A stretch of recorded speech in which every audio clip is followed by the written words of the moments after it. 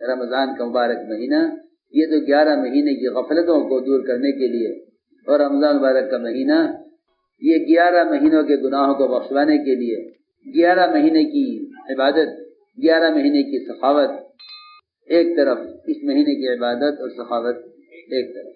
حضور اکرم صلی اللہ علیہ وسلم تیز آندھیوں سے بھی زیادہ سخی ہو جاتے تھے اس مہینے میں، حالانکہ آپ کی سخاوت تمام انبیاء علیہ السلام سے بڑھ کر ہے، کیونکہ آپ کی سخاوت فقر کے ساتھ ہے، اور انبیاء کی سخاوت بادشاہت کے ساتھ ہے۔ آپ کی سخاوت فقر کے ساتھ ہے، سلیمان علیہ السلام کی سخاوت بادشاہت کے ساتھ ہے۔ جو سخاوت فقر کے ساتھ ہو وہ بادشاہت کی سخاوت سے زیادہ بڑی ہے۔ تو آپ صلی اللہ علیہ وسلم تیز آندھیوں سے زیادہ عطا کرنے والے اس رمضان کے مہینے میں ہوا کرتے تھے۔ یہ مہینہ ہر اعتبار سے وصول کرنے کا ہے، انفاق کے ذریعے بھی، صدقات کے ذریعے بھی، عبادات کے ذریعے بھی، اور سب سے بڑھ کر یہ مہینہ دعوت اللہ کا مہینہ ہے، اس لیے کہ تاجر انتظار کرتے ہیں کہ گاہک کو کب اس چیز کی طلب ہوتی ہے۔ اس طرح ہمیں بھی اس موقع سے فائدہ اٹھانا چاہیے، اس لیے کہ اس وقت قلوب متوجہ ہیں خیر کی طرف، کہ جو شیاطین مردہ ہیں، سرکش شیاطین ہیں، وہ قید کر دیے گئے ہیں، روزے سے نفس کچلا جاتا ہے۔ یہ بہترین موقع ہے اللہ کو منانے کا، اور بہترین موقع ہے اللہ کے بندوں کو اللہ سے جوڑنے کا۔ لوگ سمجھتے ہیں رمضان کا مہینہ یہ عبادت کا اور آرام کا مہینہ ہے، نہیں، بلکہ یہ مجاہدے کا اور دعوت اور عبادت کو جمع کرنے کا مہینہ ہے۔ سمجھتے تھے جس کام میں 11 مہینے ترقی چاہتے ہو اس کو اس مہینے میں زیادہ کرو، جس کام میں 11 مہینے ترقی چاہتے ہو اس کو اس مہینے میں زیادہ کرو۔ اس لیے یہ رمضان کا مہینہ یہ دعوت عبادت کو جمع کرنے کا مہینہ ہے۔ اپنے ایک منٹ کو، ایک لمحے کو اس میں وصول کرنا ہے۔ جب بھی خالی بیٹھے ہو، اول تو خالی نہ رہو، یا ذکر میں، یا تلاوت میں، یا دعوت میں، یا عبادت میں، ذکر میں، تلاوت میں، یا دعوت میں، یا عبادت میں، اسی میں اپنے آپ کو مشغول رکھو، اس لیے کہ دنیا میں 3 ہی کام کرنے کے ہیں، بقول حضرت عمر رضی اللہ عنہ کے، کہ اگر دنیا میں 3 کام نہ ہوتے میں دنیا میں رہنا پسند نہ کرتا۔ ایک پہلا کام اللہ کے راستے میں پھرنا، یہ پہلے بیان فرمایا۔ حضرت عمر کی اس قول سے معلوم ہوتا ہے کہ اللہ کے راستے میں پھرنے کے برابر کوئی عمل نہیں ہے۔ دوسرا عمل اللہ کے ذکر لمبے لمبے سجدے کرنا، اور تیسرا عمل علماء حق کی مجالس سے علم حاصل کرنا۔ حضرت عمر فرماتے تھے یہ 3 کام نہ ہوتے تو میں دنیا میں رہنا پسند نہ کرتا، اس لیے اپنے آپ کو ان 3 کاموں کے اندر مشغول رکھنا ہے۔ جب یہ رمضان کا مہینہ آیا، حضور اکرم صلی اللہ علیہ وسلم نے شعبان کے آخری دن صحابہ کے درمیان بیان فرمایا اور فرمایا اے لوگو، تمہارے سامنے بڑا عظیم برکتوں والا مہینہ تمہارے سامنے آ گیا ہے۔ اس مہینے میں ایک رات ہے جو رات 1000 مہینوں سے بہتر ہے۔ کون سی رات ہے؟ کسی کو پتہ نہیں کون سی رات، کسی کو پتہ نہیں۔ اگر بتا دیتے کہ فلاں رات ہے، بتا دیتے کہ فلاں رات ہے، تو لوگ 28 راتیں غفلت میں گزار کے ایک رات میں عبادت کرتے۔ اللہ نے اس کو چھپا دیا تاکہ تم پورے مہینے شب قدر تلاش کرو۔ اللہ تعالیٰ نے قیامت کے لیے اس لیے چھپایا ہے تاکہ بندہ ڈرتا رہے اور عمل کرتا رہے کہ خبر نہیں کب قائم ہو جائے، خبر نہیں کب قائم ہو جائے۔ اگر یہ کہہ دیتے فلاں سال کے فلاں مہینے کی فلاں تاریخ میں قیامت قائم ہوگی تو سب غافل ہو جاتے۔ اسی طرح اللہ نے شب قدر کو بھی چھپایا، بلکہ اتارتے اتارتے اٹھا لیا 2 آدمی کے آپس کے جھگڑے کی وجہ سے، 2 آدمی کے آپس کے جھگڑے کی وجہ سے شب قدر کو اٹھا لیا۔ یہ بھی بات ہے کہ اس مہینے میں اگر اپنے غلاموں کے اوپر سے، اپنے ملازمین سے کام ہلکا نہ کیا اور آپس میں جھگڑے کیے تو شب قدر تو جس رات میں ہوگی ہوگی لیکن اسے توفیق نہیں ہوگی. یہ بھی ایک بات ہے کہ جھگڑنے والے سے خیر کے مواقع اٹھا لیے جاتے ہیں، یعنی وہ خیر کے مواقع سے غفلت کے ساتھ گزر جاتا ہے. تو اس چھپایا ہے شب قدر کو تاکہ اس شب قدر کی تلاش میں ہر رات کی قدر کی جائے. سمجھ رہے بات؟ شب قدر کی تلاش میں ہر رات کی قدر کی جائے، ہر رات کی قدر کرو شب قدر کی تلاش میں. فرمایا ایک رات ہے اس میں جو 1000 مہینے سے افضل ہے. اللہ نے اس مہینے کے روزوں کو فرض بنایا ہے، اور یہ رات کی عبادت تراویح اس کو اللہ نے نفل قرار دیا ہے.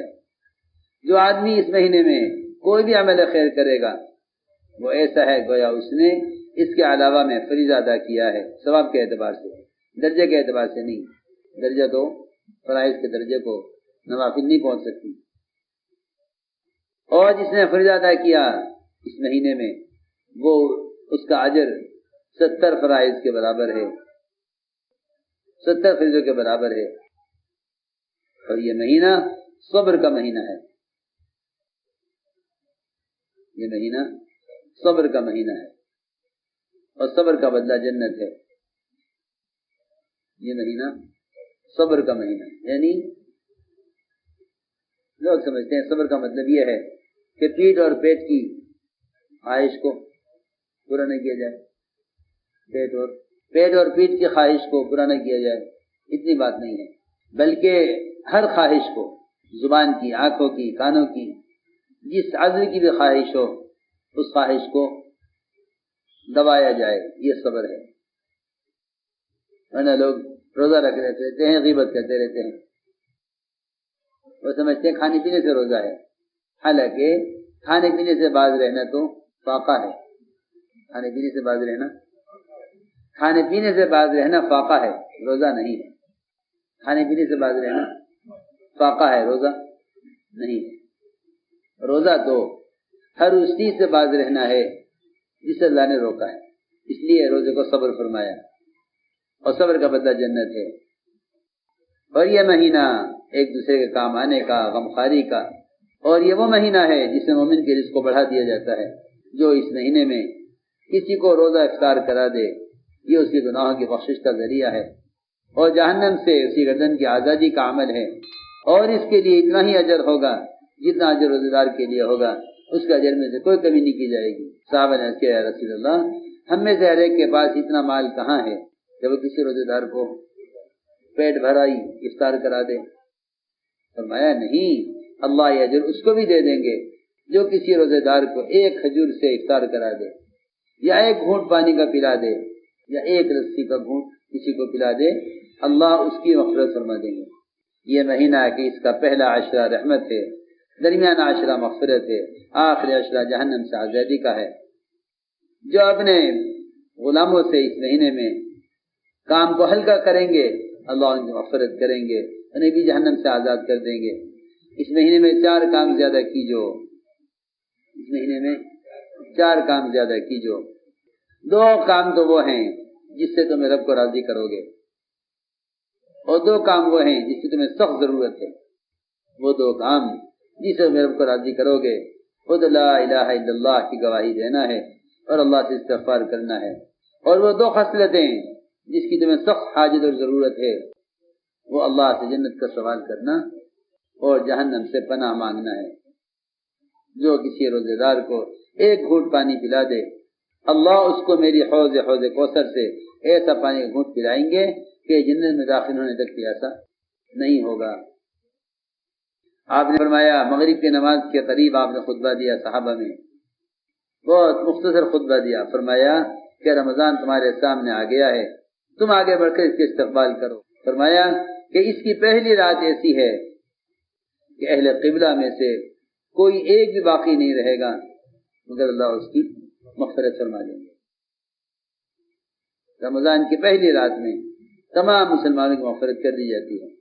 علی فرماتے رضی اللہ تعالیٰ عنہ کہ پہلا رمضان کی پہلی رات میں آپ نے بیان فرمایا اللہ کی حمد و ثنا کی. فرمایا اے لوگو، اللہ نے تمہارے دشمن شیاطین کو تو کے لیے اللہ کافی ہو گئے ہیں اور تم سے دعا کی قبولیت کا وعدہ کر لیا ہے. فرمایا ادعونی استجب لکم، مجھ سے مانگو میں دوں گا۔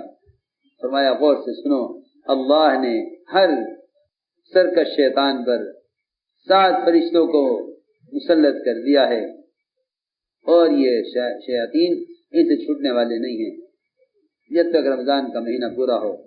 فرمایا غور سے سنو، آسمان کے دروازے کھلے ہوئے ہیں رمضان کی پہلی رات سے لے کر آخر رات تک، اور دعائیں اس میں مقبول ہیں۔ حضور اکرم صلی اللہ علیہ وسلم رمضان کا مہینہ آتا تو آپ لنگوٹ کس لیتے، یعنی عبادت کے لیے اپنے آپ کو فارغ کر لیتے، تیار ہو جاتے۔ لنگوٹ کسنے کا مطلب یہ ہے کہ آدمی کسی اہم کام کے لیے تیار ہو جائے، کمر بستہ ہو جائے، کمر کس لو، کام کا وقت آ گیا ہے۔ پہلی رات سے لے کر آخر رات تک آپ کا رمضان معمول یہ رہتا، اور آپ صلی اللہ علیہ وسلم عورتوں سے الگ ہو جاتے اور مسجد میں اعتکاف فرماتے اور رات بھر عبادت کرتے۔ اس لیے اپنے آپ کو دعوت اور عبادت میں ہی مشغول رکھو، لا یعنی باتیں ہرگز نہ کیجو۔ ایک صاحب ہنسے کسی بات پر، وہاں سر فرمایا اچھا جب یہ رمضان میں ہنس رہا ہے تو رمضان کے علاوہ کتنا غافل رہتا ہو، بہت اللہ سے مانگنے کا، اللہ سے فیصلے کرانے کا مہینہ ہے۔ اسے اپنے آپ کو دعاؤں میں، عبادت میں، دعوت میں، تعلیم و تعلم میں ہی مشغول رکھنا ہے۔ بہت اللہ سے مانگنے کا، اللہ سے فیصلے کرانے کا مہینہ ہے۔